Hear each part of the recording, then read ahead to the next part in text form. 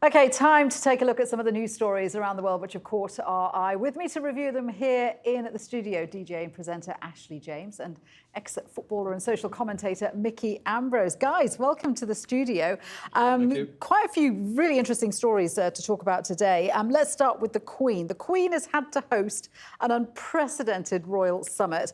Meghan and Harry's decisions caused pretty much a big crisis, hasn't it, Ashley? I mean, I can't believe the global scandal that this has created. When they first released their statement, I was like, fair enough, I can understand why they'd want to do that. And then it's just kind of snowballed, hasn't it? And they've had their crisis meeting today, and the Queen has come out and released a statement saying that she is disappointed in their decision, but will support it. And what was very interesting about it is she referred to them in the statement as Meghan and Harry, as opposed to the Duke and Duchess of Sussex. But this is the question, isn't it? Whether you can take a step back from your public life as a royal, but still keep your title and presumably all the perks that go with being able to call yourself Duke and Duchess. But do you think there are many perks? Because from my experience of watching from the outside since Harry introduced Meghan to the royal family, I feel like there's a lot of criticism against her, but she's had to give up a lot. Like, in the 21st century, for a woman to be expected to give up her career and her country and all of these things. I find this really interesting because a lot of people have been blaming Meghan.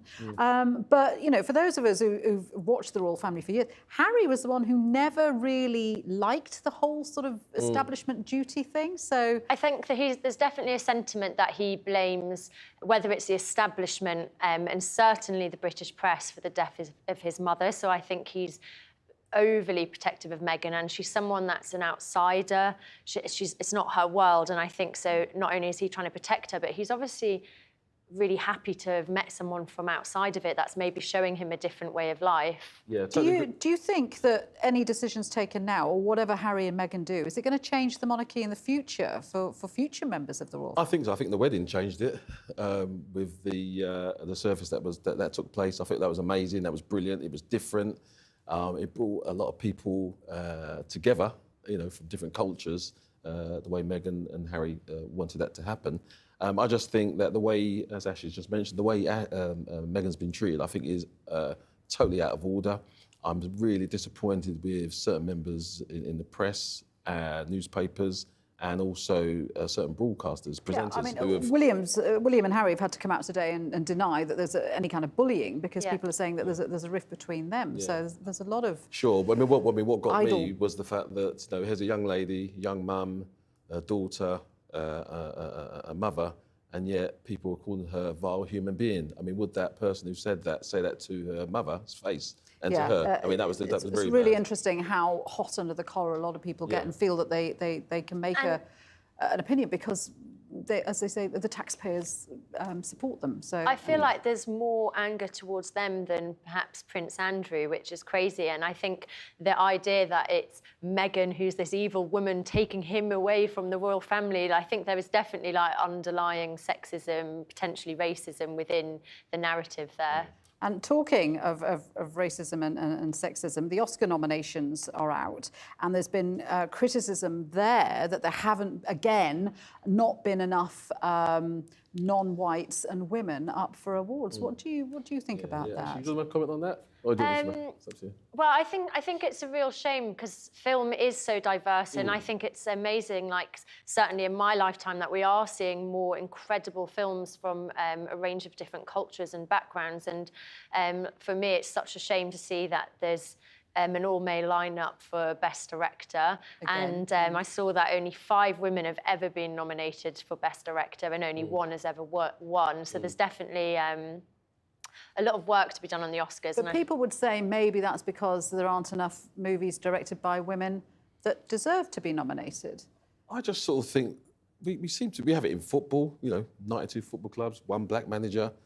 We just seem to have this thing where, you know, the equality is not there. It's not fair, and, you know, there's a number of excuses given, and I just think that, you know, someone needs to sort of take a good look at what's going on in this world, because it is unfair. And I do think a really good example is there was a great British movie that came out this year called Blue Story, and it actually got banned in several cinemas because there was violence in the cinema foyer, whereas a film like The Joker, which is has been nominated for 11 nominations. And by the way, I think The Joker was a brilliant film, but it was a film about violence and certainly very topical with a lot of white gunmen in America, yet that didn't have the same controversy that some of these like black films, as they're labelled, would have. So I think for sure Hollywood needs to change, and the arts need to change. And I think it's important what we can do as consumers of film is to support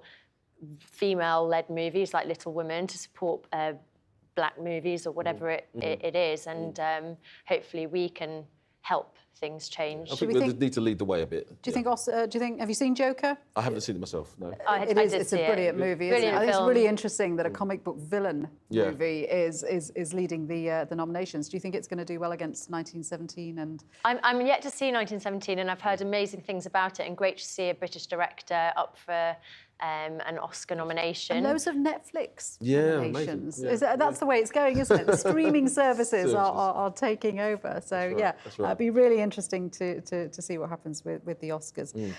Let's move on to the Pope. Former Pope Benedict has come out with a warning for the current Pope. What's he been saying? Well, basically, he's saying that sort of looking at the celibacy, and it should always be there. You can't be sort of married to because they're considering maybe potentially allowing married men to become ordained. Is that right? Yeah, I don't see a problem with myself. I don't know. I was brought up a Catholic. I was dragged to church. My mum, we had to go to church, and because I'm a Catholic, but the world's changing, though, isn't it? The biggest cornerstone of the Catholic Church. I thought the whole point of celibate priests was in early Catholicism. Sorry to interrupt. In early Catholicism, apparently Saint Paul actually did allow Catholic priests to be married, but they were only allowed one wife, and so I think times are changing, and I don't see why not. Like, if there's a man who is married and an upstanding citizen, why he wouldn't be allowed, especially in remote parts of the world where they're struggling. They've considered this in parts of the Amazon. There are so few priests, and what priests there are have actually left to get married, that they're considering allowing them to come back into the church because there just aren't enough of them. Yeah, so I think the world's changing, and I just think maybe something's got to be looked at. But it's interesting about how the book's coming out and the timing of it. And I was going to say, should the old Pope be interfering in the new Pope's job? He's 93 now. I think he's panicking that we finally have quite a progressive Pope. And I say we, I'm not Catholic at all, but I think any leader who is progressive, especially when there's so much abuse scandals, I think anything to help the Catholic Church move forward in a more progressive way is a great thing. Is it moving forward? Because it's been, every time we talk about the Church, this scandal of the child sex abuse is still hanging over it. But I suppose if celibacy would be lifted, perhaps there'd be less temptation or under the radar sexual activity. I just think there's, they don't seem to want to investigate it properly. There's always a cover-up, and it's, they're found out in the end. And in the day, if they believe in God, they will get found out. But they don't seem to be learning their lesson or acting on what they should be doing. Well, I mean, I think it'll be really interesting to see whether they do allow married men to be ordained, but I can't see it happening immediately, although it is something that they say that they want to discuss. Let's move on to a really interesting court case. A lot of people have been following this, particularly those of us in the industry. The journalist Samira Ahmed has won her equal pay dispute. So give us some background details about this. Yeah, I mean, for this, I was really interesting because there's been, it hasn't been equal, has it? I mean, the pay. And presenter Sarah Mallard, she won a trial case, and she was underpaid £700,000. £700,000, yes. And when you look at Jeremy Vine, who does Points of View, she was being underpaid. And so what she was doing is comparing her pay to the other another presenter, Jeremy Vine, who had a much bigger salary for Points of View. How did the BBC unsuccessfully try to justify that discrepancy? Well, it was quite an interesting comment they made. They said that Jeremy Vine, even though he may have been reading an auto cue, he sort of had a glint in his eye. A glint in his eye. And is that a skill to have a glint in it? I mean, like we could see auto cues here. I mean, I just thought it was a really poor excuse. I think if I was making as much money as Jeremy Vine was, I'd have a glint in my eye. I'd probably put some eye drops in before work, so I'd be like, look, I've got a glint in my eye. If it's worth more than £500,000, that's what. But they were trying to say that Jeremy Vine's role was different because she was acting in a capacity as a journalist, and he was acting in his capacity as an entertainer, and apparently those were two different things. This is not an argument the BBC won. No, I just think some of the rubbish that they come out with in these cases, I just think it's impossible. I mean, they're presenters, you go through journalism courses, she had the same skills. I was here a few weeks ago when the female, I can't remember her name, won the darts a bit against the guy, Oh yeah, and that's right. But just very brave excuse. Of any employer to go up not just against of any employee to go up not just against their employer, but colleagues as well. Yeah. So I think this is an amazing thing, not just for the BBC and people in our industry, but also for women in general. Like there is still a huge gender pay gap, and I read somewhere that between 2017 and 2018 it didn't improve at all, and there's still a 20% pay difference between men and women. So if someone like the BBC can be caught out, then hopefully it's a lesson for other the BBC companies been, as well. Caught up in this for ages, ever since Carrie Grace was, quit her job because she got paid less as China editor than some of her counterparts. That's the thing, they don't seem to act on past experiences. Yeah, exactly. She just had to take them to her funeral. Well, it's just really poor.